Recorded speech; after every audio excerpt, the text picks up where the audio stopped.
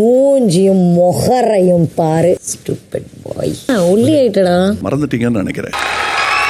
எனக்கு அவன் என்கிட்ட க்ளோஸாக இருந்த மொமெண்ட்ஸ்லாம் எனக்கு அப்படியே உடம்பு கடுப்பா இருக்குடி. எப்படி சார் நீங்க வாங்க வாங்க, ஏன் பயப்படுறீங்க? வாங்க, தயவு செய்து அப்படி பண்ணிடாத. டீல்ல விடுறதுக்காடி பேசுறேன். டீல்ல விட்டுறாத. கேவலப்படுத்தணுமோ படுத்திட்டேன் மேல பேசுறது. அது நேத்து நான் சொல்றது இன்னைக்கு. இதுவா கமுது என்ன போட்டுட்டு இருந்தா? ஆமா, வேற என்கிட்ட ஆப்ஷன் இல்ல. வணக்கம் my dear zonemates, welcome to Shafi zone. நான் உங்க ஷஃபி. அண்ட் இன்னைக்கு நம்ம பார்க்க போறது பிக் பாஸ் சீசன் 9 உடைய டே 88 எபிசோட் 89 ஓட ரிவ்யூ தான். கடத்துல பிக் பாஸ்க்கு வந்த சோதனையை பத்தியாடா அப்படிங்கிற மாதிரி இந்த சீசன்ல கண்டென்ட்டுக்கு பஞ்சமாகி வேற எதை டெலிகாஸ்ட் பண்ணனு தெரியாம சுத்தி சுத்தி சுத்தி சுத்தி பார்வதி அண்ட் கமுதின் இவங்க ரெண்டு பேரும் பண்றதுக்கு பேர் காதலாமா, அந்த காதலை வச்சு அவங்க கொடுக்கறது கண்டென்ட்டாமா, அந்த கண்டென்ட் எடுத்து இவங்க டெலிவர் பண்ணிருக்காங்க. நம்மளும் வேற வழி இல்லாம பார்த்துக்கிட்டு இருக்கோம். அதுலயும் இவங்க ரெண்டு பேரும் பண்றது எவ்வளவு சுவாரஸ்யமா இருக்குன்னு சொல்லி பாத்தீங்கன்னா, அடுத்து இவங்க என்னென்னலாம் பண்ண போறாங்கன்ற வரைக்கும் ஆடியன்ஸ் ஆகி நமக்கே தெரிஞ்சிருக்கு. நேத்தே சொல்லிட்டோம் இவங்க ரெண்டு பேரும் மறுபடியும் பேட்சப் ஆகி வீட்டுல இருக்க எல்லாத்தையும் கதலோட போறாங்கன்னு சொல்லிட்டு நடந்துருச்சு அப்படிங்கிற மாதிரி. இதுக்கு முன்னாடி இவங்க ரெண்டு பேரும் சண்டை போட்டுப்பாங்க, சேர்ந்துப்பாங்க, யாரும் கண்டுக்காம இருந்தாங்க. ஆனா இந்த வாட்டி நாங்க எல்லாருமே சேர்ந்து பார்வதிக்கு நிப்போண்டா, we stand for Parvathi, justice for Parvathi அப்படிங்கிற மாதிரி வீட்டில் இருக்கிற 50 பேரும் புரட்சிகரமா எரிஞ்சு வந்தாங்க. அப்பவே நினைச்சேன் கழுத்துல மொக்க வாங்க போறாங்க அப்படின்னு சொல்லிட்டு. அதுக்கேற்ற மாதிரி ரெண்டு பேரும் மறுபடியும் பேட்சப் ஆயிட்டாங்க. இப்ப வீட்டில் இருக்கிற 50 பேர் முஞ்சிரி கரையை பூச்சி விட்டாங்க. இப்படி பேச எப்படி நல்லா இருக்கு. அதுலயும் கமுதிக்கு நல்லாவே தெரிஞ்சிருக்கு பார்வதி கிட்ட போகணும் அப்படின்னா சாண்ட்ராவை தாண்டி தான் போக வேண்டியிருக்கு. ஸோ சாண்ட்ரா இல்லாத நேரத்தில் போய் அப்ரோச் பண்ணணும் அப்படின்னு சொல்லிட்டு நடுராத்திரி 1:50க்கு பார்வதி மேல போய் படுத்து உருண்டுகிட்டு இருக்காப்புல. பார்வதியும் சிரிச்சுக்கிட்டு இருக்காங்க.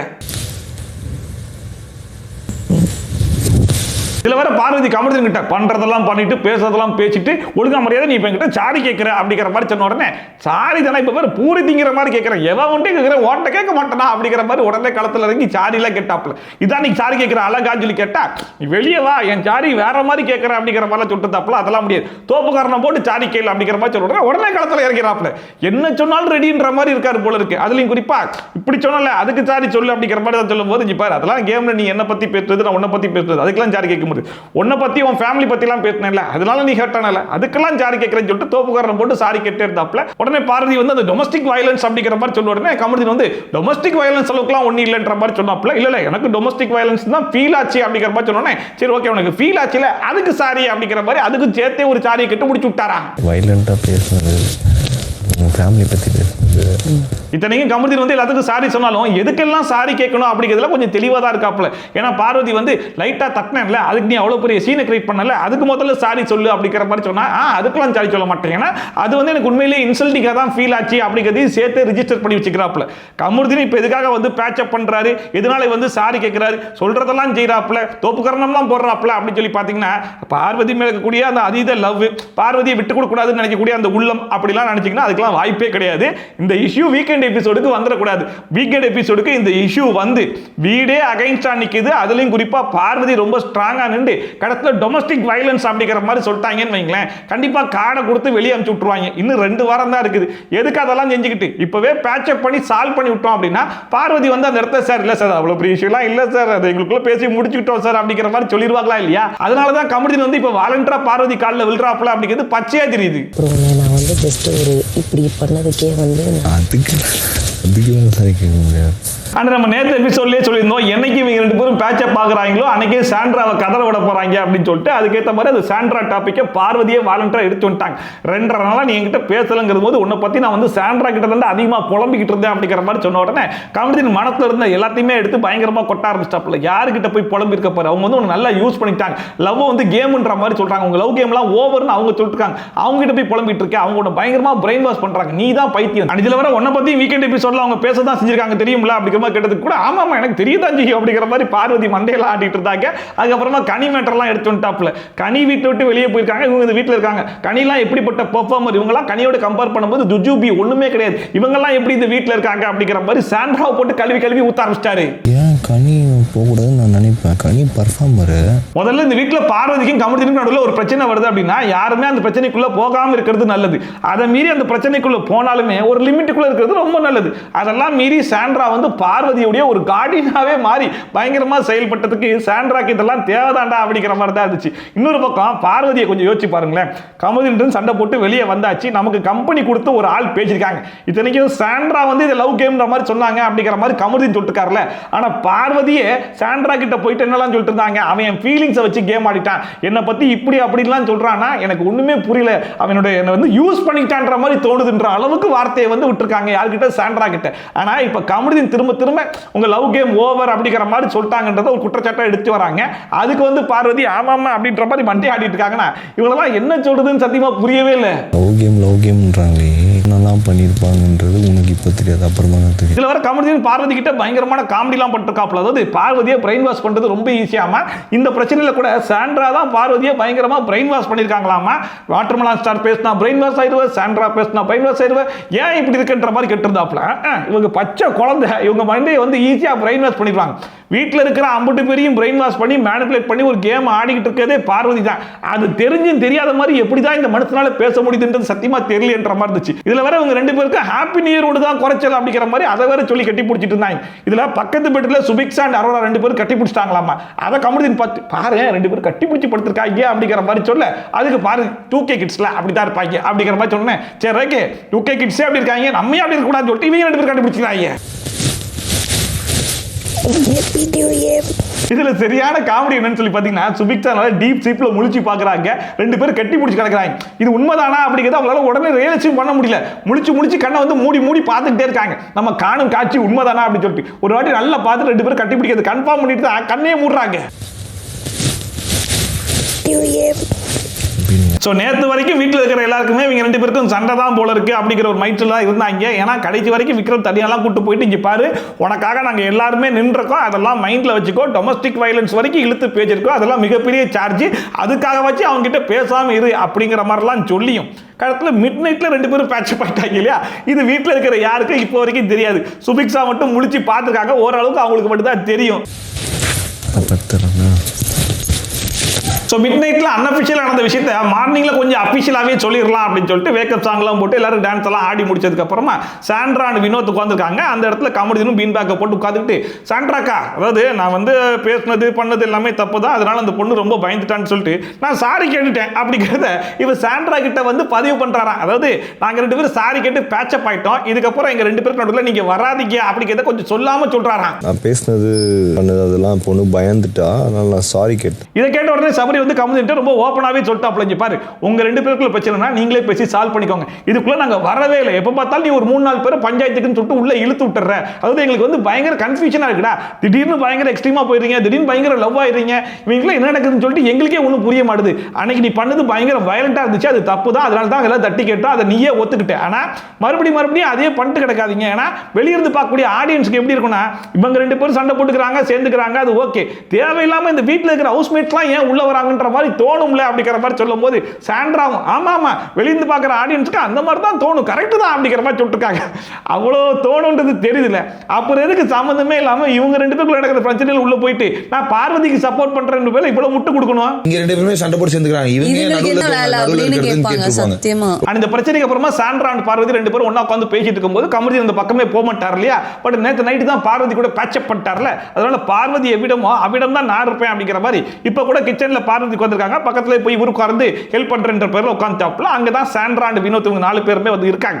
அப்ப வந்து பார்வதி ஆரம்பிக்கிறாங்க, இந்த டிக்கெட் ஃபினாலே யாருக்கு வேணாலும் கிடைக்கட்டும், ஆனா எனக்கு மட்டும் கிடைக்க கூடாது, நீ தானடா சொன்னேன்னு சொல்லி சொன்னதுக்கு கமருதீன் வந்து இல்ல அது கேமுக்காக தான் சொன்னேன், அதெல்லாம் நீ சொல்லக்கூடாது அப்படிங்கிற மாதிரி சொல்லிட்டு கூடவே வந்து சாண்ட்ராக்கா கூட தான் எனக்கு ரொம்ப பிடிக்கும், ஆனா என்னை பத்தி நிறைய இடத்துல சொல்றது இல்லையா அப்படிங்கிற மாதிரி சொன்னோன்னே சாண்ட்ரா வந்து உன்னை பிடிக்கும் நான் சொல்லவே இல்லையே, எனக்கு உன்னை பிடிக்கவே பிடிக்காது அப்படிங்கிற மாதிரி சொன்னோன்னே அப்படியா சரி ஓகே அதை கன்ஃபார்ம் பண்ணிக்கிட்டேன்ல, பட் இருந்தாலும் எனக்கு உங்களை ரொம்ப பிடிக்கும் அப்படிங்கிற மாதிரிலாம் போட்டு வம்பிழுத்துட்டு இருந்தாப்ல. சாண்ட்ராக்காக்கெல்லாம் எனக்கு ரொம்ப பிடிக்கும். ஒன்னு எனக்கு பிடிக்கும்னு நீயா நினைச்சுக்கிறியா? அப்ப வினோத் வந்து இந்த வீட்டுல சண்டை போடுறதுக்குலாம் ஆட்கள் இருக்கத்தான் செய்யணும், அப்பதான் சுவாரஸ்யமா இருக்கும் அப்படிங்கிற மாதிரி ஒரு கமெண்ட் சொன்ன உடனே கமெண்ட் வந்து ஆமாமா நீ சொல்றதும் கரெக்ட் தான். ஏன்னா கனியக்கா பார்த்தா சண்டை போடாம கேம் ஒழுங்கா ஆடிட்டு இருந்தாங்க, ஆனா அவங்க வீட்டை விட்டு வெளியே போயிட்டாங்க. சாண்ட்ராக்கா சண்டை போடுறதே ஒரு வேலையை வச்சிருக்காங்க, அவங்க இந்த வீட்டுல இருக்கத்தானே செய்யறாங்க அப்படின்ற மாதிரி யாரு எந்த பாயிண்ட்டை விட்டாலும் அங்க பிடிச்சி நான் சாண்ட்ராவை வம்பிலுக்காம விட மாட்டேன் அப்படிங்கிற மாதிரி முடிவு கட்டி வம்பிழுத்து இருந்தாப்புல. உடனே சாண்ட்ரா வந்து நான் யார்கிட்ட சண்டை போட்டேன் சொல்லு பாப்போம் அப்படிங்கிற மாதிரி சொன்ன உடனே நீங்க வந்து முன்னாடி சண்டை போட மாட்டீங்க பின்னாடி தான் சண்டை போடுவீங்க அப்படிங்கிற மாதிரி சொல்லிட்டு இருந்தாப்புல. ப்ரூஃப் இருக்கா உன்ட்ட? ப்ரூஃப் இருக்கா? வாய்க்கு வந்ததெல்லாம் பேசிட்டு இருக்காத அப்படிங்கிற மாதிரி சாண்ட்ரா ஒரு பக்கம் டென்ஷன் ஆயிட்டு இருந்தாங்க. இந்த கேப்ல கமுதி நெஞ்சு போயிட்டாப்புல.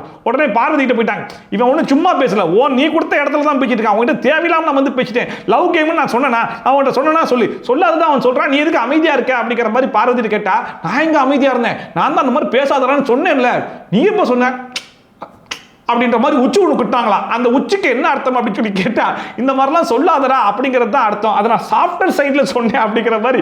அதாவது இது வரைக்கும் சாண்ட்ரா வந்து பார்வதிக்கு அவ்வளோ சப்போர்ட் பண்ணி ஒரு பக்கம் பேசியிருக்காங்க, அந்த காரணத்துக்காக வச்சு டேய் அப்படிலாம் பேசாத கொஞ்சம் அமைதியாடுறா அப்படின்னு சொல்லி வாயை திறந்தாச்சு சொல்லியிருக்கலாம்ல. இவங்க வந்து சொன்னாங்களா, ஆனா உச்சின்னு சொன்னாங்களாமா, அதுக்கு அதுதான் அர்த்தம் ஜஸ்டிஃபை பண்ணிருக்காங்க. நான் டிஸ்ட்ராக்ட் பண்ணி விட்டேன்ல, டிஸ்ட்ராக்ட் பண்ண நீ பேசாத.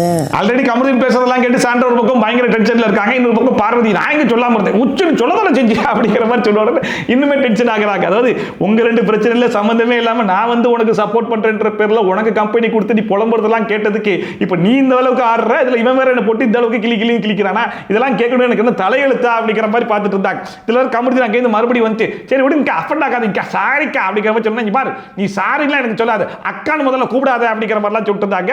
அதுக்கப்புறமா சரி ரைட்டுக்கா, அதாவது நீங்க பண்ணாததா அந்த வீட்டில் 2-3 பேரை வச்சு நீங்களும் செய்யத்தானே செஞ்சீங்க அப்படிங்கிற மாதிரி சொன்னோன்னே, யாரை வச்சு செஞ்சு சொல்லு, திவ்யாவை தான் அந்த கபோர்டு பிரச்சனைக்கு எத்தனை வாரம் அதையே வச்சு பேசிட்டு இருந்தீங்க அப்படிங்கிற மாதிரி சொன்ன உடனே பார்வதி இப்பதான் விடுறா அதெல்லாம் பேசாதடா, அவங்களுடைய பர்சனல்ரா, அது அவங்களுக்குள்ள இருந்துடா, நீ என்ன அப்படி பண்ற அப்படிங்கிற மாதிரி இவங்க கொஞ்சம் சீன்லாம் கிரியேட் பண்ணிட்டு இருந்தாங்க. 3 வாரம் 2 வாரம் ஒரு ஆளை வச்சு செய்வாங்க, ஒன்னு வச்சு செஞ்சது திவ்யா எதுக்கு யாரு அந்த வழக்கமா சாண்ட்ரா கொஞ்சம் டென்ஷன் ஆயிட்டாங்கன்னா சில வார்த்தைகள் எல்லாம் விடுவாங்க இல்லையா, ஆல்ரெடி திவ்யா கிட்ட வா என் மண்டையில வந்து ஏறு வா அப்படிங்கிற மாதிரிலாம் சொன்னாங்கல்ல, அந்த மாதிரி இப்ப கமருதீன் கிட்டயும் ஆமா இப்ப எதுக்கு சம்பந்தம் இல்லாம என் தலையில வந்து ஏறுற அப்படிங்கிற மாதிரி கேட்ட உடனே உங்க தலையில நான் ஏறுறதுக்கு என்ன இதுவா அப்படிங்கிற மாதிரி கலாய்ச்சிட்டு இருந்தாப்ல. அதுக்கப்புறமா என்ன நீ ரொம்ப நியாயமானவன் நான் கிட்டதுக்கு நான் ரொம்ப நியாயமானவன் தான், நீங்க தான் ஃப்ராடுன்ற மாதிரி சொல்லி விட்டாப்ல.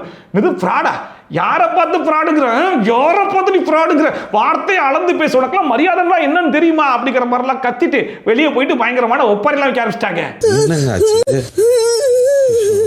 ஆக்சுவலா உண்மையை சொல்லணும்னா இந்த இடத்துல சாண்ட்ரா கொஞ்சம் பாவம் தான், பட் இருந்தாலும் சாண்ட்ரா மேல நமக்கு எந்த விதமான கருணையுமே வரமாட்டுது, எந்த விதமான பாவம் ஃபீலிங்கே வரமாட்டேது. அதுக்கு முக்கியமான காரணம் என்னன்னு சொல்லி பார்த்தீங்கன்னா, இந்த வீட்டில் யாராச்சும் ஒரு ஆள் பார்வதிக்கு சப்போர்ட் பண்ணி போய் நின்னா அவங்களுடைய நிலைமை என்ன அப்படிங்கிறது ஊரறிஞ்ச விஷயம் தான். அது தெரிஞ்சு நான் போய் உட்கார்ந்து கம்பெனி கொடுக்குறேன்ற பேர்ல நான் கம்பெனியை பத்தி கழுவி ஊத்துவேன், பார்வதி கூட சேர்ந்து நான் ஆடுற ஆட்டமெல்லாம் ஆடுவேன் அப்படிங்கிற மாதிரி ஆடினா இந்த நிலைமை வரும்ன்றது தெரியும்ல, அது வந்துருச்சு, அதை நீங்க அனுபவிக்கிறன்ற மாதிரி தான் இருக்கு. அவ்வளவுதான் ஸ்கேல் அதுதான் மரியாதை சொல்றது. இதுக்கு முன்னாடி நீங்க 2 பேரும் சண்டையே போட்டது கிடையாது, இப்பதான் ஃபர்ஸ்ட் டைமா சண்டை போட்டுருக்காங்க, அதனால யாரு பக்கம் நியாயம் இருக்குன்ற மாதிரி பார்த்து நியாயம் சைடு நான் போய் நிக்கிறேங்கிற மாதிரி சொன்னா கூட பரவாயில்ல. இதுக்கு முன்னாடி 4000 வாட்டி சண்டை போட்டுருக்காங்க, 4000 வாட்டி மறுபடியும் சேர்ந்துட்டாங்க. இது ஆல்ரெடி வீட்டில் இருக்கிற எல்லாருக்குமே தெரியும், சாண்ட்ராக்கும் தெரியும். அதை மீறி இவ்வளவு பெரிய ரிஸ்க் எடுத்து இப்போ வாங்கி கட்டிக்கிட்டா எப்போ உங்க மேல பாவம் ஃபீலிங் வரும்? தண்ணி கொண்டு வருவாங்க. பட் இந்த பிரச்சனையை வீட்டில் இருக்கிற ஹவுஸ்மேட்ஸ்லாம் எப்படி பார்க்கறாங்கன்னு சொல்லி பார்த்தீங்கன்னா, இன்னைக்கு சாண்ட்ராக்கு வந்து நிலைமை நாளைக்கு நமக்கும் வரும் அப்படிங்கிறத வினோத் வந்து புரிஞ்சுக்கிட்டாப்ல. அதனால வினோத் வந்து கமுதிட்டு ரொம்ப ஓப்பனாவே நாக்க புடுங்குற மாதிரி கேட்கறாப்ல, உங்க 2 பேருக்கும் சண்டை பிடிச்சிப்பீங்க, இது நடுவில் வந்து அவங்களை போட்டு திட்டுவீங்களாடா, இதுல வந்து அவங்கள பார்த்து ஃப்ராடுங்கிற வார்த்தையெல்லாம் நீ யூஸ் பண்ணுவேடா, நீங்க 2 பேரும் முதல்ல ஒழுங்காடா அப்படிங்கிற மாதிரி எந்த அளவுக்கு கிழிக்க முடியுமோ அந்த அளவுக்கு கமுதிட்டு போட்டு கிளின்னு கிளிக்கிறாப்ல. உடனே அவர் வந்து நான் ஒன்றும் எங்க பிரச்சனைக்கு அவங்களுக்கு இழுக்கல, பிஆர் ஆக்டிவிட்டின்ற மாதிரிலாம் என்ன இழுத்து பேசினாங்கல்ல, அந்த வன்மத்தை தான் உள்ள வச்சுட்டு பேசுறன்ற மாதிரி சமாளிச்சிட்டு இருக்காப்ல.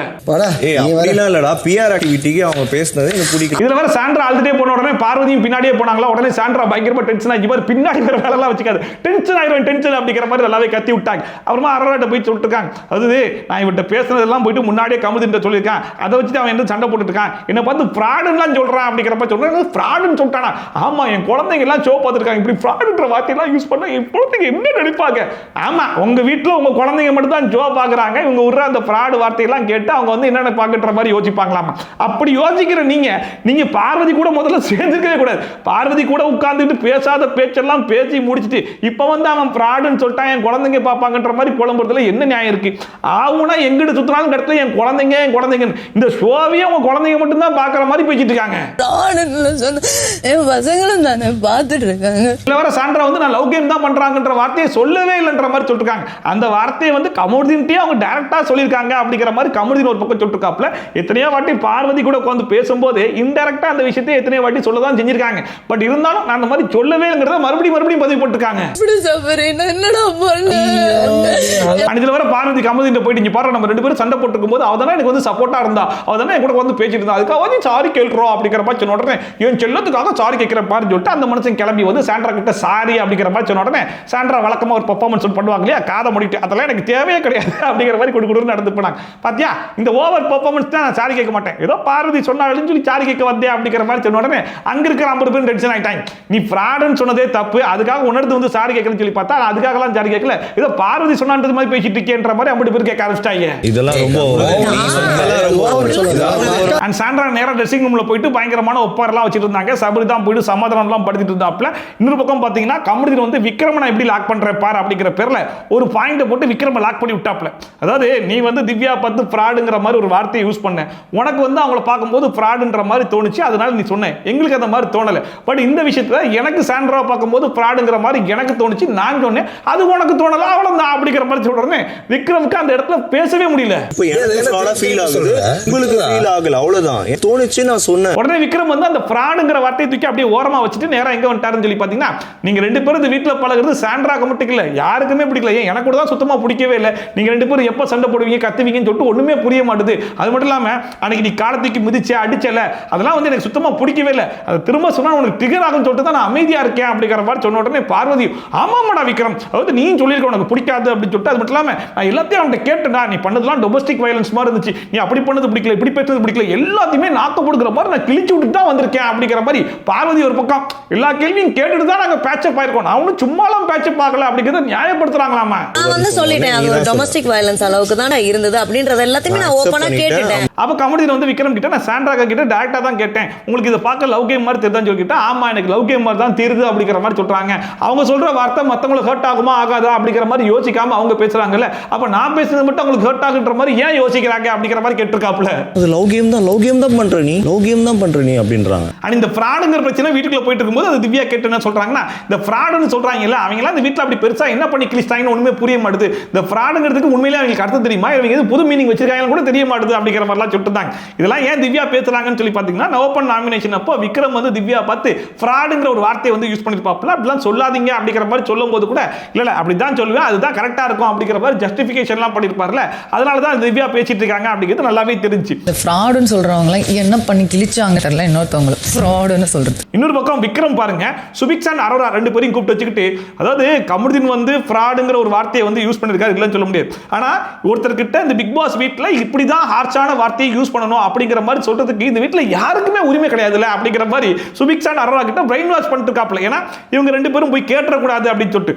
ஒருவேளை அந்த ஃப்ராடுன்ற வார்த்தை தப்புன்னா கடத்துல விக்ரம் சொன்ன ஃப்ராடுன்ற வார்த்தையும் தப்புன்ற மாதிரி வந்து நின்றும் இல்லையா. சோ இந்த பிரச்சனை வீக்கெண்ட் எபிசோடுக்கு வரக்கூடாது, இது யாரும் வாயை திறக்கூடாது, குறிப்பா அரோரா இந்த பிரச்சனையை பத்தி வாயை திறந்துடக்கூடாது அப்படிங்கிறதுக்காகவே மெயினா அவங்க ரெண்டு பேட்டையும் போட்டு வைக்கிறாரோ அப்படிங்கிற மாதிரி தான் எனக்கு என்னமோ தோணுச்சு. பட் ஹார்ஷான ஒபினியன் இப்படி தான் வைக்கணும் சொல்ற உரிமை நம்மளுக்கு கிடையாது. ஏன்னா வழக்கமாவே வீக்கெண்ட் எபிசோட பொறுத்த வரைக்கும் அரோரா வந்து ஸ்கோர் பண்றதுக்காக ஏதாச்சும் ஒரு பாயிண்ட் எடுத்து மைண்ட்ல போட்டு வச்சுப்பாங்க, கரெக்டான இடத்துல போட்டு ஸ்கோர் பண்றதுக்கு ட்ரை பண்ணுவாங்க இல்லையா. அந்த மாதிரி தெரிஞ்சோ தெரியாம கமருதீன் வந்து சாண்ட்ராவை பார்த்து ஃப்ராடுன்னு சொன்னது எனக்கு ரொம்ப தப்பா தான் தெரிஞ்சிச்சு அப்படிங்கிற மாதிரி சொல்லிட்டாங்க அப்படின்னா, அப்ப விக்ரம் சொன்ன ஃப்ராடு மட்டும் தப்புன்னு இல்லையா, அப்ப விக்ரமையும் போட்டு அடிப்போன்ற மாதிரி அடிச்சிட்டாங்கன்னா அதுக்காக தான் இங்க கொஞ்சம் பிரிகாஷனா வேலையை பார்த்துட்டாரோன்ற மாதிரி தான் இருந்துச்சு. அது ஒரு ஹார்ஷான ஒரு ஒபினியன், அதுக்கு அவங்க ஹர்ட் ஆயிட்டாங்க. இவ்வளவு நாளா கமருதீன் இல்லாத இடத்துல சாண்ட்ரா தான் நமக்காக சப்போர்ட் பண்ணி இருந்திருக்கா, ஒரு எமோஷனல் சப்போர்ட்டா இருந்திருக்கா அப்படிங்கிறதுல வார்த்தைக்கு வார்த்தை வந்து பார்வதி அங்கங்க மென்ஷன் பண்ணாலும் சரி அதெல்லாம் பண்ணிருக்காளே அப்படிங்கிற ஒரு காரணத்துக்காக இப்ப போய் ஒப்பாரிலாம் வச்சிட்டு இருக்காளே, அங்க என்ன பண்றா ஏது பண்றான்ற மாதிரி போய் பார்ப்போம், கொஞ்சம் கன்சோல் பண்ணுவோம், அவளுக்காக சப்போர்ட் பண்ணி கமருதீன் ஒரு 2 வார்த்தையாச்சு கேட்போம் அப்படிங்கிற மாதிரிலாம் பண்றாங்கன்னா அதெல்லாம் பண்ண மாட்டாங்க.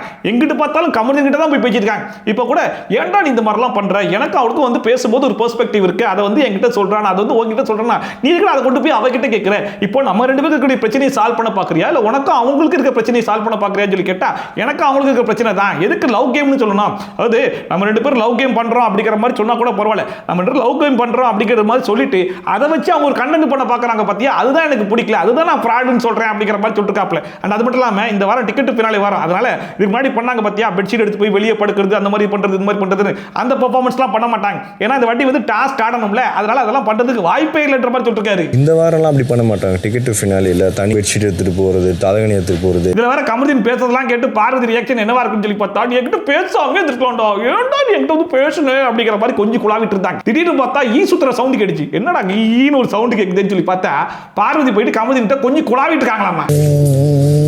வந்து இங்க இவங்க ரெண்டு பேரும் பண்றதெல்லாம் பார்க்கும்போது இது என்ன கன்றாவி, என்ன கர்மம்னே சத்தியமா ஒன்றும் புரிய மாட்டேது. வெளியிருந்து ஆடியன்ஸா பார்க்குற நமக்கே இவ்வளவு கடுப்பா இருக்குன்னா, உள்ள இருந்து பார்க்கக்கூடிய ஹவுஸ்மேட்ஸ் நிலைமையை கொஞ்சம் யோசிச்சு பாருங்க, அவங்களுக்குலாம் எவ்வளவு காண்டா இருக்கும். இதுல வேற இவங்க ரெண்டு பேருக்கு சப்போர்ட் பண்ணி பேசி போய் கடத்துல வாங்கிலாம் கட்டிக்கிறாங்கன்னு நினைக்கும் போது உண்மையிலேயே பரிதாபமா தான் இருக்குது. இது எல்லாத்தையும் விட இவங்க ரெண்டு பேரும் மாறி மாறி நாங்க ரெண்டு பேரும் பண்றது லவ் கண்டென்ட்டா அப்படிங்கிற மாதிரி சொல்லிக்கிறாங்க. வீக்கெண்ட் எபிசோடு வரைக்கும் வந்து ரெண்டு பேரும் கழுவி ஊத்திக்கிறாங்க. ஆனா இவங்க சொல்ற அதே வார்த்தையை மத்தவங்க சொல்லிட்டா அது எப்படி நீ சொல்லலாம், இதை வச்சு நீ கண்டென்ட் பண்ண பாக்குறியா அப்படிங்கிற மாதிரி அவங்க மேல பழிய போடுறாங்க. I don't want to lose. வந்து she was ஒன்ஸ் இந்த பார்வதி கமருதீனுடைய கண்டென்ட் முடிஞ்சு போச்சு அப்படின்னா நேரா டிக்கெட் ஃபினாலே டாஸ்க் வந்துருவாங்க இல்லையா, அந்த மாதிரி டிக்கெட் ஃபினாலே அடுத்த டாஸ்க்கை ஸ்டார்ட் பண்ணலாம் அப்படிங்கிற மாதிரி சொல்லிட்டாங்க. இது என்ன டாஸ்க் அப்படின்னு சொல்லி பார்த்தா கில்லர் காயின் டாஸ்க். அதாவது இதுக்கு முன்னாடி எல்லா பிக் பாஸ் சீசன்லயும் ஆடுன அதே டாஸ்க் தான். எல்லாருமே ஒரு ஜாக்கெட் போட்டுப்பாங்க, அதுல இருந்து வெல்க்ரோ இருக்கும், அந்த காயின் இருக்கு இல்லையா கில்லர் காயின், அதை வந்து யாருடைய முதுகுலையாச்சும் வந்து ஒட்டி விட்டுறணும். கடைசியா பஸ்ஸர் அடிக்கும் போது யார் மேல அந்த காயின் இருக்குதோ அவங்க தான் அவுட். அவங்களுக்கு வந்து ஃபர்ஸ்ட் அவுட் ஆறவங்களுக்கு 9 பாயிண்ட், கடைசியா அவுட் ஆறவங்களுக்கு 9 பாயிண்ட்ஸ் அப்படிங்கிற மாதிரி கிடைக்கும் அப்படிங்கிற மாதிரி சொல்லிட்டாங்க. அண்ட் இந்த டாஸ்க் வந்து இதுக்கு முன்னாடி சீசன்ல தப்பா ஆடி வீக்கெண்ட் எபிசோட்ல பயங்கரமா வாங்கி கட்டினதுலாம் உண்டு. ஏன்னா இந்த டாஸ்க்கை பொறுத்த வரைக்கும் ஓடி ஆடி ஆடக்கூடிய டாஸ்க் தான் அப்படின்னு சொல்லிட்டு சீசன் 4ல இருந்து நம்ம பார்த்துட்டு இருக்கோம். அண்ட் அந்த கேம் ஒழுங்கா ஆடலன்னு சொல்லிட்டு வீக்கெண்ட் எபிசோட்லயும் நல்ல டோஸ்லாம் வாங்கியிருக்காங்க. அண்ட் இந்த சீசன்லயுமே இதுக்கு முன்னாடி இருக்கக்கூடிய எல்லா சீசனையும் நான் பார்த்து கரைச்சி குடிச்சிட்டு தான் வந்திருக்கேன் அப்படிங்கிற மாதிரி சொல்லக்கூடிய ஆட்கள் கூட பல பேர் இந்த வீட்டில் இருக்க தான் செய்றாங்க. பட் இருந்தாலும் எல்லாருமா சேர்ந்து என்ன பண்றாங்க அப்படின்னா குரூப்பா சேர்ந்து விளையாடலாம் அப்படிங்கிற மாதிரி டிசைட் பண்றாங்க. அதாவது யார் அதிகமான பாயிண்ட்ஸ் இருக்காங்களோ அந்த ஆர்டர்ல ஒருத்தரையா அவுட் பண்ணிட்டு வரலாம் அப்படிங்கிற மாதிரி டிசைட் பண்றாங்க. அதுக்கு எல்லாருமே ஓகேன்னு சொல்றாங்க. ஃபர்ஸ்ட் நம்ம சபரியை தான் இது பண்ணணும். ஸோ ஃபர்ஸ்ட் சபரியை எக்ஸிட் பண்ணிட்டு இது வர பிக் பாஸ் இந்த டிக்கெட் ஃபினாலே ஸ்டார்ட் பண்ணும்போது சொன்னாப்ல இந்த டிக்கெட் ஃபினாலே டாஸ்க்லயாச்சு எல்லாரும் தனித்தனியா விளையாட பாருங்க அப்படின்னு சொல்லிட்டு, பட் இருந்தாலுமே நாங்கள் எல்லாரும் சேர்ந்து குரூப்பா தான் ஆடுவோம் அப்படிங்கிற பேர்ல பிக் பாஸ் பஸ்ஸர் அடிச்ச உடனே சபரிக்கு தெரிஞ்சு போச்சு 50 பேர் சேர்ந்து நம்மள தான் பிடிக்க போறாங்கன்னு சொல்லிட்டு பஸ்ஸர் அடிச்ச உடனே 50 பேரும் போயிட்டு சபரி மேல வந்து விழுந்துட்டாங்க. கரெக்டா அவர் மேல வந்து அந்த கில்லர் காயினையும் வந்து ஒட்டிட்டாங்க. திவ்யா மட்டும் தான் போய் ஒதுங்கி நிற்கிறாங்க, பார்வதியும் ஒதுங்கி நின்றாங்க. ஒரு கட்டத்தில் வந்து நானும் பிடிக்கிறேன் அப்படிங்கிற மாதிரி அவங்களுமே வந்து சபரியை பிடிக்க தான் செஞ்சாங்க. 3 மினிட்ஸ் முடிஞ்ச உடனே பிக் பாஸ் பஸ்ஸர் அடிச்சிட்டாங்க. ஸோ சபரி வந்து 1 பாயிண்ட்ல கேம்ல இருந்து அவுட் ஆயிட்டாரு. சபரி இந்த போட்டியை விட்டு வெளியேறும் முதல் நபர். ஆனா இப்போதைக்கு ஸ்கோர் டேபிள்ல யார் வந்து செகண்ட் ஹையஸ்ட் சொல்லி பார்க்கும்போது கமருதீன் தான் இல்லையா. ஸோ பிக் பாஸ் பஸ்ஸர் அடிச்ச உடனே 50 பேர் என்ன பண்ணிட்டாங்க, கமருதீனை பிடிச்சிட்டாங்க. ஆனா இப்போ மட்டும் பார்வதியை பாருங்க, கமருதீன் வா கமான் நீ வெளியே வா கமருதீன் சொல்லிட்டு கமருதீனுக்கு ஹெல்ப் பண்ணிருக்காங்க பார்வதி. ஏமா நீ போன வாட்டி சபரிக்கெல்லாம் சேர்ந்து பிடிச்சிக்கிட்டு இருந்தா இப்போ இதுக்கு கமருதீன் ஹெல்ப் பண்றேன்னு சொல்லி கேட்டா நான் சபரி பக்கத்தில் வரவே இல்லையா அப்படிங்கிற மாதிரி அடிச்சு விட்டுட்டு இருக்காங்க. அதாவது இவங்க ரெண்டு பேரும் பிரிஞ்சு இருக்கிற வரைக்கும் நல்லா அடிச்சு பிடிச்சி விளையாடுவாங்களாம். இவங்க ரெண்டு பேரும் பேட்சப் ஆயிட்டா கேம்லயுமே பேட்சப் ஆகி தான் விளையாடுவான்ற மாதிரி பெர்ஃபார்மன்ஸ் பண்ணிருக்காங்க. இவங்களெல்லாம் என்ன சொல்றதுனே ஒண்ணுமே புரிய மாட்டுது. இவங்க ரெண்டு பேரால அந்த சீசனும் நாசமா போச்சு, ஆடுற டாஸ்க்கும் நாசமா தான் போகுது. இதெல்லாம் பார்த்து சபரியே ஒரு பக்கம் டென்ஷன் ஆயிட்டாப்ல. அப்புறம் எதுக்கு எனக்கு மட்டும் வந்து சொல்லிக்கிட்டா உன் பக்கத்தில் நான் வரவே இல்லைன்னு சொல்லிட்டு வாய் கூசாம போய் சொல்லிட்டு இருக்காங்க. அதுக்கப்புறம் திவ்யா கூப்பிட்டு பார்வதியை புடி அப்படிங்கிற மாதிரி சொன்னோன்னே திவ்யாவும் வந்து பார்வதியை பிடிக்க தான் செய்யறாங்க. ஸோ திவ்யாவுமே இந்த குரூப்போட சேர்ந்து விளையாட தான் செய்யறாங்கன்றது அவங்களே கன்ஃபார்மும் பண்ணிக்கிறாங்க. இதுல வர திவ்யா என்ன சொல்றாங்கன்னா, நீ சபரியை பிடிக்காம இருந்தா கூட விட்டுற வேண்டி, நீ சபரியை பிடிச்சல அதனாலதான் உன்னை வந்து நான் பிடிக்க வேண்டியதா இருக்கேன் அப்படிங்கிறது சேர்த்தே மென்ஷன் பண்றாங்க. நீ ஏண்டி சபரிக்கு வரல, நீ சபரிக்கு வந்திருந்தா அவனை இப்ப விட்டுருப்பேன். ஸோ செகண்ட் ரவுண்ட்ல கமருதீன் 2 பாயிண்ட்ல அவுட் ஆயிட்டாப்ல. அந்த கமருதீனுக்கு அடுத்தபடியா யார் இருக்கான்னு சொல்லி பார்த்தா பார்வதி இருக்காங்க. அப்படிங்கும்போது விக்ரம் வந்து இந்த வாட்டி நான் பிடிக்கல நீங்களாம் சேர்ந்து பிடிங்க அப்படிங்கிற மாதிரி சொல்றேன். திவ்யா வந்து இட்ஸ் சச் a கேம், கேமா பார்க்க வேண்டியதானே, இதுல என்ன ஆண்கள் பிடிக்கணும் பெண்கள் பிடிக்கணும் ஐ டோன்ட் நோ அப்படிங்கிற மாதிரி சொல்லிட்டாங்க. அதாவது இதுக்கு முன்னாடி வரைக்கும் விக்ரம் பிடிச்சாப்ல, இந்த வாட்டி நீங்க பிடிக்கிற மாதிரி தான் சொன்னாப்ல. பட் இருந்தாலும் இது ஒரு கேமா பார்க்க வேண்டியதானே அப்படிங்கிற மாதிரி விக்ரம்னு வந்துட்டா ஒரு பக்கம் திவ்யாக்கு ட்ரிகர் ஆயிரும் இல்லையா, அந்த மாதிரி அவங்க இறங்கி பெர்ஃபார்மன்ஸ் பண்ண ஆரம்பிச்சிட்டாங்க. பட் இது விக்ரம் பிடிக்க மாட்டேன்னு சொல்லிட்டாங்க. இது என்னங்க கேமுங்க. அதெல்லாம் பிக் பாஸ் வந்து தேர்ட் ரவுண்டுக்கான பஸ்ஸர் அடிப்பாரான்னு சொல்லி பார்த்தா அன்றாட வேலையை பாருங்க அப்படிங்கிற மாதிரி சொல்லி ஒரு சின்ன பிரேக் ஒன்று விட்டாப்ல. அந்த கேப்ல பாத்தீங்கன்னா திவ்யா போயிட்டு எனக்கு இதெல்லாம் விருப்பமே இல்லை, இந்த மாதிரி எல்லாரும் போட்டு அமுக்குறாங்களா, இதெல்லாம் எனக்கு தேவையே இல்லை அப்படிங்கிற மாதிரி சொல்லிருக்காங்க. தேவையே இல்லைன்னா அப்புறம் எதுக்கு போயிட்டு பார்வதியை பிடிச்சிங்க எல்லாரும் ஆடுறதுக்கு சப்போர்ட்லாம் பண்ணிக்க அப்படிங்கிறது சத்தியமா புரியவே இல்லைன்ற மாதிரி இருந்துச்சு. எனக்கு இதுல விருப்பமே கிடையாது, இந்த மாதிரி போட்டு அமுக்குறது இல்லை எனக்கு. இன்னொரு பக்கம் பார்த்தா நம்ம பார்வதி இறங்கி பயங்கரமான பெர்ஃபார்மன்ஸ்லாம் பண்ண ஆரம்பிச்சிட்டாங்க. அதாவது சபரிக்கு வந்து நான் வந்து பிடிச்சேன், உங்களுக்கு பிடிக்கலன்னா நீங்க எல்லாரும் சேர்ந்து ஒரு கேம் ஆடுறீங்க, நான் தனியா ஒரு கேம் ஆடுறேன் அப்படிங்கிறதுக்காக நான் வந்து கமருதீனுக்காக ஹெல்ப் பண்ண வந்துட்டேன் அப்படிங்கிற மாதிரிலாம் யாரும் பேசவே கூடாது, புரிஞ்சுக்கோங்க அப்படிங்கிற மாதிரி சொல்லிருக்காங்க. அதாவது சபரின்னு வரும்போது போய் பிடிப்பாங்களா, கமருதீன் வரும்போது ஹெல்ப் பண்ணுவாங்களா, இப்போ ரெண்டையும் பார்க்கும்போது டிஃபரன்ஸ் தெரியுதானே செய்யுது. அப்போ டிஃபரன்ஸ் தெரியும் போது வீட்டில் இருக்கிற எல்லாரும் சொல்ல தானே செஞ்சுவாங்க. ஆனால் இது வந்து என்னுடைய கேம், நான் தனிப்பட்ட கேம்ல இந்த மாதிரி ஆடிட்டு இருக்கேன், அதை எவனும் கமெண்ட் பண்ணக்கூடாது அப்படிங்கிற மாதிரி பேசிட்டு இருக்காங்க.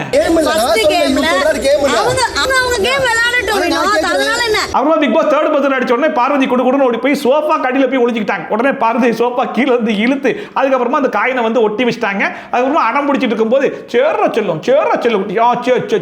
அப்படிங்கிற மாதிரிலாம் ஒரு பக்கம் அரோரா வந்து கொஞ்சிட்டு இருந்தாங்களே, இந்த மாதிரி கொஞ்சம் நல்லா வச்சுக்காது காண்றாவே காரணம் எனக்கு இதெல்லாம் பிடிக்காது அப்படிங்கிற மாதிரி திட்டி விட்டாங்க. அதுக்கப்புறமா பத்திரம் அடிச்சிருச்சு, அவுட்டும் ஆயிட்டாங்க. பார்வதிக்கு வந்து 3 பாயிண்ட்ஸ் தான் அப்படிங்கிற மாதிரி இன்ஃபார்ம் பண்ணிட்டாங்க. உடனே அங்கேருந்து வந்து இந்த மாதிரி சரி செல்லுங்க இந்த மாதிரி சொல்கிற வேலை வச்சுக்காது, எனக்கு கடுப்பாக இருக்கு, என்ன கன்றாவி என்ன கர்மமா அப்படிங்கிற மாதிரி புலம்பிட்டு போகிறாங்க. வருது நல்லா வாயில. அண்ட் ஃபோர்த் ரவுண்டில் திவ்யா தான் அவுட் ஆக போகிறாங்க அப்படிங்கிறது திவ்யாக்கே தெரிஞ்ச உடனே யாருமே நமக்கு தேவையில்லை, நானே சரண்டர் ஆயிடுறேன் அப்படின்னு சொல்லிட்டு அவங்களே படுத்தாங்க. மேலே கில்லக்காயினை ஒட்டி 3 மினிட்ஸ் வெயிட் பண்ணி வந்து அவுட் ஆயிட்டாங்க. ஸோ திவ்யாக்கு வந்து 4 பாயிண்ட்ஸ் கிடைச்சிச்சு. திவ்யா இந்த டாஸ்கை விட்டு வெளியேறிய 4வது நபர். அண்ட் 4 ரவுண்ட்ஸ் முடிஞ்சு 5th ரவுண்ட் ஸ்டார்ட் பண்ணும்போது பிக் பாஸ் வந்து ஒரு புது ஆஃபரை கொடுக்குறேன் அப்படிங்கிற மாதிரி சொன்னாப்ல. அது என்ன ஆஃபர்னு சொல்லி பார்த்தா, இதுக்கு முன்னாடி வரைக்கும் பஸ்ஸர் அடிக்கிறதுக்கு முன்னாடி எல்லாரும் கார்டன் ஏரியா இருக்கிற லைன்ல வந்து நிற்கணும் அப்படிங்கிற மாதிரி சொல்லியிருந்தாங்கல்ல. 5th ரவுண்டில் யாரு வேணாலும் வீட்டுக்குள்ள எந்த இடத்துல வேணாலும் போய் நிற்கலாம் அப்படிங்கிற மாதிரி சொல்லிட்டாப்ல. அண்ட் 5th ரவுண்டில் பார்த்தீங்கன்னா அரோராவை தான் அவுட் பண்ணணும் அப்படிங்கிற மாதிரி டிசைட் பண்ணியிருந்தாங்க. அவங்க என்ன பண்ணாங்கன்னா நேராக போயிட்டு பெட்டுக்கு பின்னாடி ஒளிஞ்சிருந்தாங்க. அதை போய் விக்ரம் பார்த்து அங்கேயே நிற்கிறன்ற மாதிரி நின்ட்டாப்ல. சுபிக்ஷா போயிட்டு அந்த கில்லர் காயின் எடுத்து வந்து அரோராக்கு பின்னாடி ஒட்டி அரோரா வந்து 5th ரவுண்ட் வந்து அவுட் ஆகிட்டாங்க. ஸோ அரோராக்கு வந்து 5 பாயிண்ட்ஸ் கிடைச்சிச்சு. அரோரா இந்த டாஸ்கில் இருந்து வெளியேறும் 5வது நபர். ஆனால் இந்த ஆர்டர்லையுமே என்ன கன்ஃபியூஷன் இருக்கு அப்படின்னு சொல்லி பார்த்தீங்கன்னா, எல்லாருமே மேலே கீழே பாயிண்ட்ஸ் அப்படிங்கிற மாதிரிலாம் கிடையாது. ஒரு சில பேர்லாம் ஒரே பாயிண்ட்ல இருப்பாங்க. ஒரே பாயிண்ட்ல இருக்கும்போது அது என்ன ஆர்டர்ல போறாங்க அப்படிங்கிறது சத்தியமா புரியவே மாட்டுது. அண்ட் இப்போ ஃபைனலாக வினோத், விக்ரம், சாண்ட்ரா அண்ட் சுபிக்ஷா இவங்க 4 பேர் இருந்தாங்க. இந்த ரவுண்ட்ல வந்து சாண்ட்ராவை அவுட் ஆக்கலாம் அப்படிங்கிற மாதிரி டிசைட் பண்ணிட்டு அந்த காயின் எடுத்து வந்து சாண்ட்ரா மேல ஒட்டி சாண்ட்ரா வந்து 6th பிளேஸ்ல வந்து அவுட் ஆக்குறாங்க. சோ சாண்ட்ராக்கு வந்து 6 பாயிண்ட்ஸ் கிடைச்சிச்சு. சாண்ட்ரா இந்த டாஸ்கை விட்டு வெளியேறும் 6வது நபர். அண்ட் இப்போதைக்கு வினோத், விக்ரம் அண்ட் சுபிக்ஷா இவங்க 3 பேர் மட்டும் தான் மிச்சம் இருக்காங்க. அண்ட் இவங்க 3 பேர்ல அதிகமான பாயிண்ட்ஸ் யாருக்கு இருக்குன்னு சொல்லி பாத்தீங்கன்னா விக்ரமுக்கு தான் இருக்கு. இந்த ரவுண்ட்ல விக்ரம் தான் ஆக்சுவலா அவுட் ஆகணும். ஆனா வினோத்துக்கு என்ன டவுட் அப்படின்னு சொல்லி பார்த்தா, இவங்க 2 பேரும் சேர்ந்து நம்மள அடிச்சிருவாங்களா அப்படிங்கிற ஒரு டவுட் வந்துச்சு. அதனால அந்த மனுஷன் என்ன பண்ணிட்டாப்ல, பிக் பாஸ் பஸ்ஸர் அடிச்ச உடனே நேரா போயிட்டு அந்த கில்லர் காயினை கையில எடுத்து வச்சுக்கிட்டாப்ல.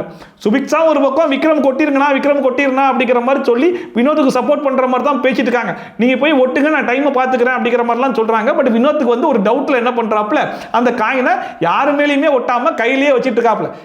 டைம் இருக்கு பார்த்துக்கலாம் அப்படிங்கிற மாதிரி சொல்லிட்டு கடந்த சுபிக்ஷாவுடைய முதுகுலே வந்து ஒட்டி விட்டாப்ல. சுபிக்ஷா வந்து வினோத் மேல ஒட்டுறதுக்கு எவ்வளவு ட்ரை பண்ணி பார்த்தாங்க, கடைசியில் முடியல, பஸ்ஸர் அடிச்சிருச்சு. ஸோ 7th ரவுண்ட்ல பாத்தீங்க அப்படின்னா சுபிக்ஷா அவுட் ஆகி அவங்களுக்கு 7 பாயிண்ட்ஸ் வந்து கிடைச்சிருச்சு. சுபிக்ஷா இந்த போட்டியை விட்டு வெளியேறும் 7வது நபர். எதுக்காக சுபிக்ஷா கொட்டினீங்க அப்படிங்கிற மாதிரி வினோத் கேட்கும்போது வினோத் வந்து அவங்க 2 பேரும் பேசினதை நான் பார்த்தேன், அந்த டவுட்ல தான் சுபிக்ஷா கொட்டிட்டேன் அப்படிங்கிறத உள்ள வச்சே சொல்லிட்டாப்ல. இருந்தாலும் திவ்யா வெளியே கூப்பிட்டு அதே கேள்வி கேட்கும்போது வினோத் இங்க பாருங்க நான் பயங்கர டென்ஷன்ல இருக்கேன், ஒழுங்கா கேளுங்க அப்படிங்கிற மாதிரி சொல்லிட்டு தான் வந்தாப்ல.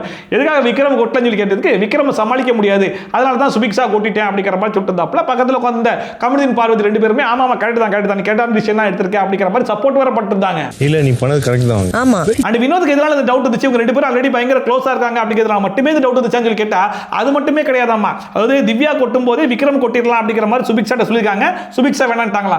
அரோரா கிட்ட ஒட்டும் போது விக்ரம் கொட்டிடலாம் சொல்லி சொல்லும்போது கூட சுபிக்ஷா வந்து வேணான்ட்டாங்களா.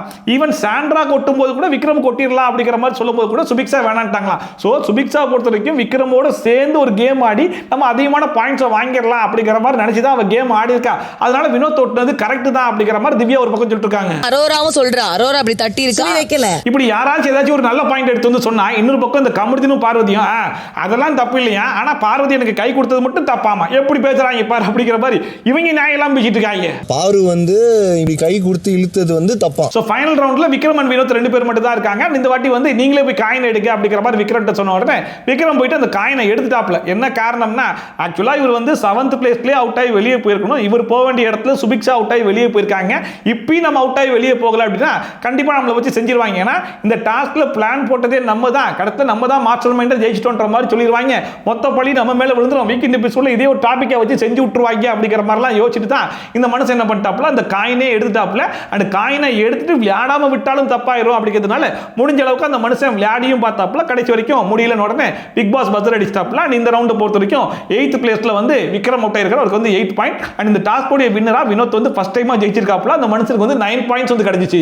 டிக்கெட் டு ஃபினாலே டாஸ்கில் வெற்றி பெற்ற நபர் வினோத்.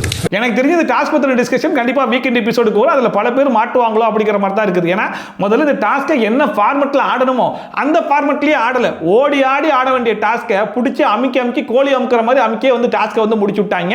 அது மட்டும் இல்லாம பிக் பாஸே வந்து டிக்கெட் ஃபினாலே ஆரம்பிச்சிருச்சு. இதுக்கப்புறம் இண்டிவிஜுவலா ஆடுங்க அப்படிங்கிற மாதிரி சொல்லியுமே இந்த டாஸ்க்கை பொறுத்து அங்க குரூப்பா தான் ஆடுவோம் அப்படிங்கிற மாதிரி டிசைட் பண்ணி ஆடி இருக்காங்க. அந்த குரூப்பிசத்துக்குள்ள ஒரு குரூப்பிசம் ஒர்க் ஆயிருக்கு அப்படிங்கிற வரைக்கும் ரிவீல் ஆயிருச்சு.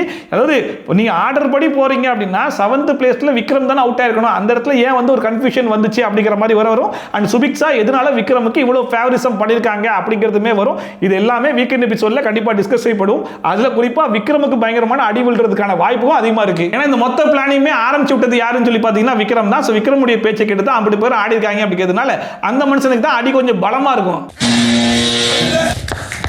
அந்த திவ்யா பொறுத்தவரைக்கும் இந்த வீட்டில் வந்து அவங்களுக்கு மொத்தமே 2 எனிமி தான். ஒன்று சுபிக்ஷா, இன்னொன்று வந்து விக்ரம். இவங்க 2 பேரால தான் அன்னைக்கு திவ்யா வந்து பயங்கரமா டென்ஷன் ஆகி அவ்வளவு பெரிய பிரச்சனையே வந்து ஆச்சு. அதனால அது மனசுல வச்சுட்டு தான் இருக்காங்க போல இருக்கு. அண்ட் இந்த டாஸ்க்ல சுபிக்ஷா வந்து விக்ரமுக்கு ஃபேவரிசம் பண்ணிட்டாங்க அப்படிங்கிற விஷயத்தை நிறைய இடத்துல ரெஜிஸ்டர் பண்ணிட்டு இருக்காங்க.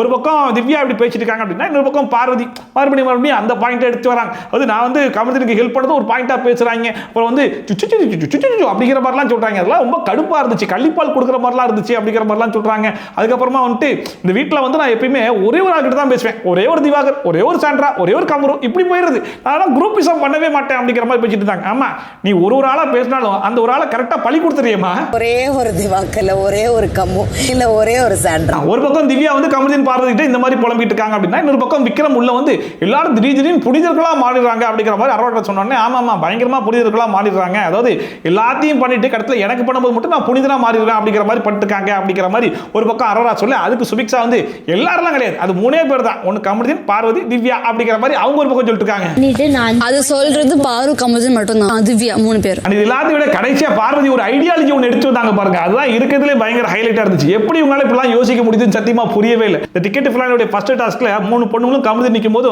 நீ மட்டும் தான் ஒரு பையனா நிக்கிற அப்படிங்கிற மாதிரி விக்ரம் சொன்னாராம். என்ன மென்டாலிட்டின்னு ஒன்று புரியல. அதான் பையன் பொண்ணுன்னு கம்பேர் பண்ணி பேசுறது, இந்த ஐடியாலஜி எனக்கு பிடிக்காது அப்படிங்கிற மாதிரி சம்பந்தமே இல்லாம பேசிட்டு இருக்காங்க. அந்த மனுஷன் எதை மென்ஷன் பண்ணி சொன்னாருன்றது தெரியல. ஆனா இவங்க எந்த மீனிங்ல எடுத்து போறாங்க பாருங்க. விக்ரம் சொன்னாரு, டேய் கம்ரு நீ தான் ஒரே பையன். இந்த ஐடியாலஜி கேஷுவலா சொன்னாலுமே தட் இஸ் ராங். அப்புறம் பிக் பாஸ் வந்து எல்லாருக்குமே ஒரு சர்ப்ரைஸ் இருக்கு அப்படிங்கிற மாதிரி சொன்னாப்ல. எல்லாரும் சாப்பாடு தான் வந்துச்சு போல இருக்கு அப்படிங்கிற மாதிரி போய் பார்த்தா எல்லாருக்குமே நியூ இயர் ட்ரெஸ்லாம் வந்து கொடுத்துருந்தாங்க. அந்த நியூ இயர் ட்ரெஸ்லாம் போட்டு நியூ இயர் பார்ட்டிக்கு ரெடியா இருக்கு அப்படிங்கிற மாதிரி சொன்னாங்க. அது கூடவே நீங்க சமைக்காதீங்க சாப்பாடும் விஜய் சேது சாரே அமுச்சு விட்டுருக்காரு அப்படிங்கிற மாதிரி சொன்ன உடனே அவங்க பேர் போயிட்டு அந்த சாப்பாடு தான் சாப்பிட்டது மட்டும் இல்லாம இதுக்கு முன்னாடி எவிக்ட் ஆகி வெளியே போனாங்க இல்லையா, அவங்க எல்லாருக்குமே பயங்கரமான டெடிகேஷன்லாம் பண்ணிருந்தாங்க. அதோட இன்னைக்கு எபிசோடு முடிஞ்சு போச்சு. அப்ப ரம்யா வியானா இல்ல டிக்கெட் ஃபினாலே கரண்ட் சிச்சுவேஷன் எப்படி இருக்கு அப்படின்னு சொல்லி பாத்தீங்கன்னா சபரி தான் 35 பாயிண்ட்ஸோட ஃபர்ஸ்ட் பிளேஸ்ல இப்பயுமே இருக்காப்ல. அண்ட் சபரிக்கு அடுத்தபடியா பார்வதி வந்து 32 பாயிண்ட்ஸோட செகண்ட்ல இருக்காங்க. அண்ட் கமருதீன், சாண்ட்ரா, விக்ரம் இவங்க 3 பேருமே பாத்தீங்கன்னா 31 பாயிண்ட்ஸோட தேர்ட் பிளேஸ்ல இருக்காங்க. அரோரா வந்து 30 பாயிண்ட்ஸ்ல ஃபோர்த் பிளேஸ்ல இருக்காங்க. திவ்யா அண்ட் சுபிக்ஷா 2 பேருமே 29 பாயிண்ட்ஸ்ல ஃபிஃப்த் பிளேஸ்ல இருக்காங்க. அண்ட் வினோத் ஆஃப் கோர்ஸ் 22 பாயிண்ட்ஸோட லாஸ்ட் பாயிண்ட்ல வந்து இருக்காப்ல. பட் என்னன்னு சொல்லி பாத்தீங்கன்னா இப்போ மேக்ஸிமம் எல்லாருமே கிட்டத்தட்ட தான் இருக்காங்க. அடுத்த டாஸ்க்ல யார் வந்து ஃபர்ஸ்ட் பாயிண்ட் எடுத்தாலும் 9 பாயிண்ட் எடுத்தாலும் அவங்க லீட் எடுக்கிறதுக்கான சான்சஸ் வந்து நிறையவே இருக்குது. And Sabari in case 1 point எடுத்தாருன்னா அவர் பின்னாடி வரதுக்கும் வாய்ப்பு வந்து இருக்கு. ஸோ டிக்கெட் ஃபினாலே அப்படிங்கிறது இப்போ எல்லாமே ரொம்ப வந்து ஜிக்ஜாக் ஆயிடுச்சோ அப்படிங்கிற மாதிரி தான் இருக்குது. இதுக்கு முன்னாடி வரைக்கும் சபரிக்கு தான் கண்டிப்பாக கிடைக்கும் அப்படிங்கிற மாதிரி இருந்துச்சு. பட் இப்போ யாருக்கு வேணாலும் கிடைக்கிறதுக்கான வாய்ப்பு இருக்கு அப்படிங்கிற மாதிரி ஒரு சிச்சுவேஷன் வந்து மாறி இருக்கு. ஒருவேளை சபரி ஜெயிச்சாருன்னா சபரிக்கு அந்த டிக்கெட் ஃபினாலே இன்னுமே கன்ஃபார்ம் ஆகிறதுக்கான சான்சஸ் அதிகமாகவே இருக்கு. நேயர்கள் அனைவருக்கும் இனிய புத்தாண்டு நல்வாழ்த்துக்கள். சபரி எபிசோட் முடிஞ்சு போச்சு. இன்னைக்கு எபிசோட் பொறுத்தவரைக்கும் நம்ம நேற்று எபிசோட்ல மென்ஷன் பண்ணியிருந்தோம் இல்லையா, பார்வதி கமருதீன் பாருங்க பேட்சை பார்க்க தான் போறாங்க. அவங்க பேட்சை பான உடனே சாண்ட்ராவை தான் கதற விடுவாங்க அப்படின்னு சொல்லிட்டு அது நடந்துருச்சு அப்படிங்கிற மாதிரி நடத்தி காமிச்சிட்டாங்க. ஆனா இவ்வளவு சீக்கிரம் சேருவாங்கன்னு சத்தியமா நான் எதிர்பார்க்கவே இல்லைங்க. ரொம்ப ஃபாஸ்டா தான் இருக்காங்க. அது மட்டும் இல்லாம வீட்டில் இருக்கிற ஹவுஸ் மேட்ஸ் எல்லாருக்குமே ஒரு பெரிய பாடமா இருக்கும். எந்த பிரச்சனையும் தலையிடலாம். ஆனா பார்வதி கமருதீன் பிரச்சனைக்கு மட்டும் நம்ம பஞ்சாயத்து தலைவரா போயிடவே கூடாது. அதை மீறி போனோம் அப்படின்னா சாண்ட்ராக்கு என்ன நிலைமை வந்துச்சு அந்த நிலைமை தான் நாளைக்கு நமக்கு அப்படிங்கிறது நல்லாவே புரிஞ்சிருப்பாங்க. அண்ட் அது மட்டும் இல்லாம இந்த டிக்கெட் ஃபினாலே பொறுத்த வரைக்கும் நேற்று வரைக்கும் சபரிக்கு தான் அதிகமான சான்சஸ் இருக்கு அப்படிங்கிற மாதிரி சொல்லிட்டு, பட் இப்போ எல்லாருக்குமே ஈக்குவல் சான்சஸ் இருக்குதோ அப்படிங்கிற மாதிரி தான் இருக்கு. எனக்கு தெரிஞ்சு இன்னும் 2 டாஸ்க் இருக்கிறது தான் அதிகமான சான்ஸ் இருக்கும். இந்த டாஸ்க்ல யார் வின் பண்ணி யார் அந்த டிக்கெட் ஃபினாலே வின் பண்ண போறா அப்படிங்கிறதுலாம் கண்டிப்பா நாளைக்கு தெரிஞ்சிடும். நாளைக்கு எபிசோட கடைசியிலாம் அந்த டிக்கெட் ஃபினாலே அந்த டிக்கெட் வந்து யார் கைக்கு போகுது அப்படிங்கிறது தெரிஞ்சிடும். அதை நாளைக்கு கொடுக்க போறாங்களா இல்ல வந்து சாட்டர்டே எபிசோட் வரைக்கும் கொண்டு போய் அன்னைக்கு கொடுக்க போறாங்களா அப்படிங்கிறது தெரியல. பட் யார் வின்னர் அப்படிங்கிறது மேக்ஸிமம் நாளைக்கு தெரிஞ்சிடும் அப்படிங்கிற மாதிரி தான் இருக்குது. யார் வின் பண்றதுக்கு அதிகமான சான்சஸ் இருக்கும் அப்படிங்கிறத நீங்களே மறக்காம சொல்லுங்க. அண்ட் குறிப்பா இந்த வாரம் எவிக்ட் ஆகி வெளியே போறதுக்கு அதிகமான சான்சஸ் வந்து சாண்ட்ராக்கு தான் இருக்கு அப்படிங்கிற மாதிரி நம்ம எதிர்பார்த்துட்டு இருக்கோம். பட் டீம் என்ன முடிவு பண்ணிச்சிருக்காங்க அப்படிங்கிறது அவங்க கையில தான் இருக்கு. சோ நீங்க யார் எவிக்ட் ஆகி வெளியே போவாங்கன்ற மாதிரி நினைக்கிறீங்க மறக்காம கமெண்ட் செக்ஷன்ல சொல்லுங்க. நீங்க எபிசோட் பத்தின கருத்தையும் மறக்காம கமெண்ட் செக்ஷன்ல சொல்லுங்க. இதே மாதிரி ட்ரோல்ஸ் அண்ட் விஸ்லா கடிச்சா பார்க்கணும்னு நினைச்சீங்கன்னா மறக்காம சப்ஸ்கிரைப் பண்ணிட்டு பக்கத்துல குடி பெல் ஐகான் தட்டி விட்டீங்கன்னா நான் போற video notification don't time consider. So meet is much சூப்பரான வீடியோட சூப்பரான ரிவ்யூட சூப்பரான ட்ரோலோட சந்திக்கலாம். Bye from Shafi. Tata bye bye and take care.